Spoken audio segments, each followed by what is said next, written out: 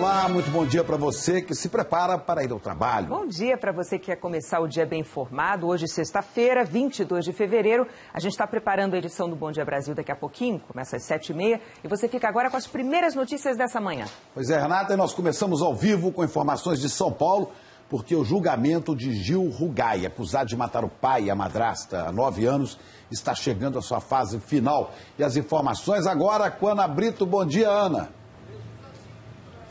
Bom dia, Chico. A sessão de hoje deve começar às 10 horas da manhã. Será um dia muito tenso e cansativo, até porque está todo mundo exausto a essa altura.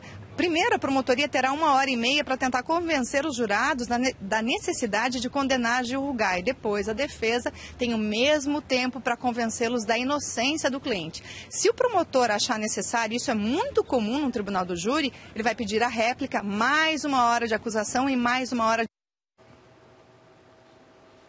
Nós tivemos um problema, caiu o sinal, né? Mas pois sabemos então que às 10 horas... problema aí. Às 10 horas, então, começa mais um dia de julgamento. Primeiro a promotoria, depois a defesa, com prováveis réplicas e tréplicas. Bom, esse julgamento provavelmente termina hoje ou no mais tardar amanhã.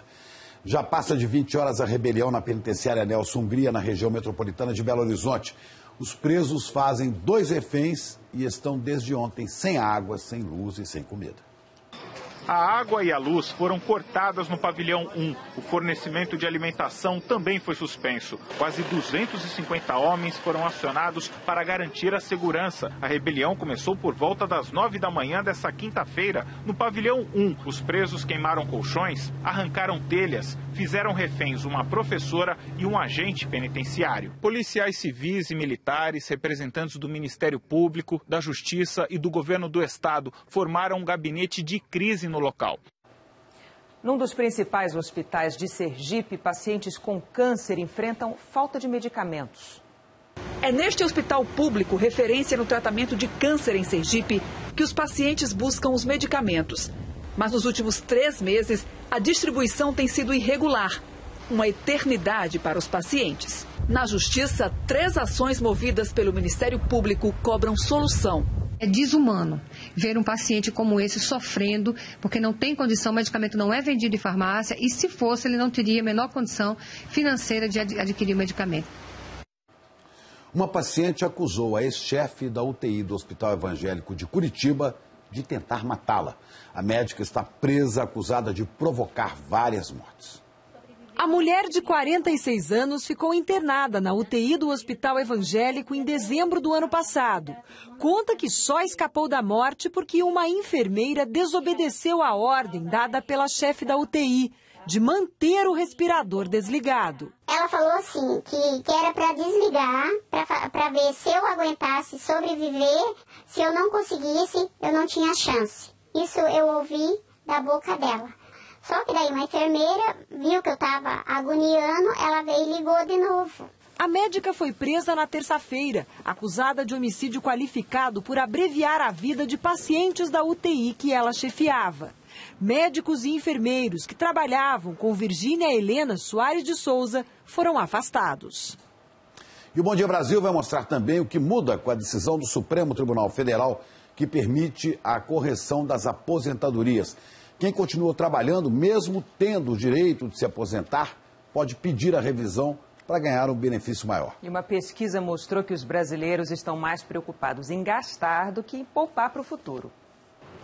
Você faz poupança para aposentadoria? Segundo uma pesquisa feita no Brasil todo, 60% dos entrevistados disseram que não se planejam. Outra constatação da pesquisa é que o brasileiro espera viver mais 23 anos depois de se aposentar.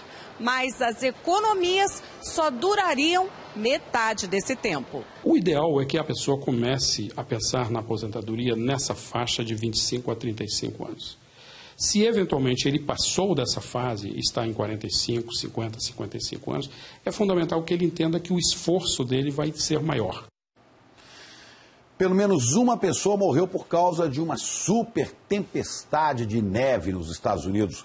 2 estados já declararam situação de emergência.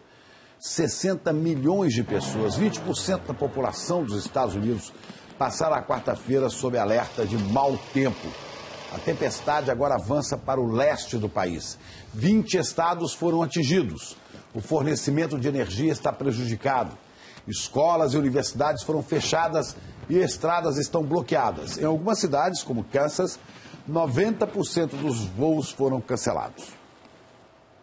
E olha, uma pesquisa mostrou que a taxa de condomínio em São Paulo subiu bem mais do que a inflação. A principal alteração foi causada pelo aumento no salário dos trabalhadores. Segundo a maior administradora de condomínios de São Paulo, nos últimos 5 anos, o dissídio acumulado da categoria foi de 49%. Entre os funcionários terceirizados, esse acumulado foi maior ainda, mais de 57%, para uma inflação de quase 32%. Nos últimos 5 anos, nós tivemos um fenômeno nos condomínios que foi a competição que a construção civil trouxe para a mão de obra. Isso foi importante fazer um ajuste na questão da massa salarial em condomínios. E você vai ver um problema que tira o sono dos consumidores. As operadoras de celular costumam enviar mensagens de texto nos horários mais inconvenientes. O torpedo do banco informando um saque feito por Fábio chegou com atraso, 5 dias depois da operação. E o pior, às 13h44 da madrugada. Não é um horário conveniente para ninguém receber mensagem uma hora dessa. Ter o sono interrompido por um SMS cobrando uma dívida pode ser constrangedor. Para evitar as surpresas desagradáveis, Rosângela passou a desligar o telefone antes de dormir. Se precisar de mim, qualquer emergência, liga no fixo, porque o celular se mantém desligado. De madrugada não dá, né? E o craque Neymar dos Santos é destaque também na imprensa internacional. Neymar está na capa da edição latina da revista Time, uma das publicações mais conceituadas do mundo. O próximo Pelé, diz aí a manchete da revista. A reportagem mostra o sucesso do atleta dentro e fora de campo. A quantidade de patrocínios e a visibilidade nas redes sociais que garantem a Neymar um rendimento mensal de aproximadamente 4 milhões de reais.